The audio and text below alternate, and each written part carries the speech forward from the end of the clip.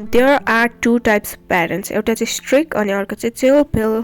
जसको strict parents हुन्छ नि त्यसको चाहिँ लाइफ चाहिँ एकदम दर्दनाक जस्तो लाग्छ।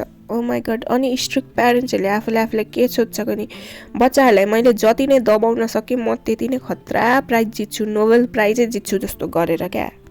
त्यसै त उनीहरूले आफ्नो बच्चालाई फ्रिडमको नाममा सास फेर्नदेखि बाहेक अरू केही दिएको हुँदैन। अनि अत्याचार भयो भनेर बच्चाले कोही बेला आफ्नो साइड लिएर बोल्न खोज्छ।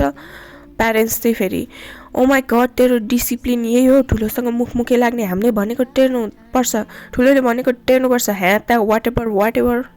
हो प्यारेन्ट्स भएर रेस्पोन्सिबल हुनुपर्छ होइन, तर रेस्पोन्सिबल र स्ट्रिक्टमा धेरै फरक छ क्या।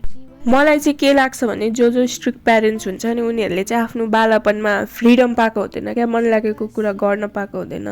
अनि मैले त गर्न पाइनँ, मेरो बच्चाले किन गरोस्, म पनि मलाई जस्तो गरेको छ त्यस्तै गर्छु भन्ने जस्तो हुन्छ होला क्या कति धेरै प्यारेन्ट्सहरूलाई। धन्नले मेरो प्यारेन्ट्स स्ट्रिक्ट हुनुहुन्न क्या, मेरो प्यारेन्ट्स स्ट्रिक्ट हुनुहुन्थ्यो भने म कस्तो चाहिँ हुन्थ्यो होला क्या। अहिले मलाई मन लागेको कुरा गर्न पाइरहेको छु, मन लागेको खानेकुरा खान पाइरहेको छु, र पनि अझै पनि कोही बेला चाहिँ डिस्कसै पर्छ क्या। सायद त्यो जेनेरेसन ग्यापले गर्दा पनि होला, उहाँहरूले सोच्ने तरिका र मैले सोच्ने तरिका फरक होला होइन।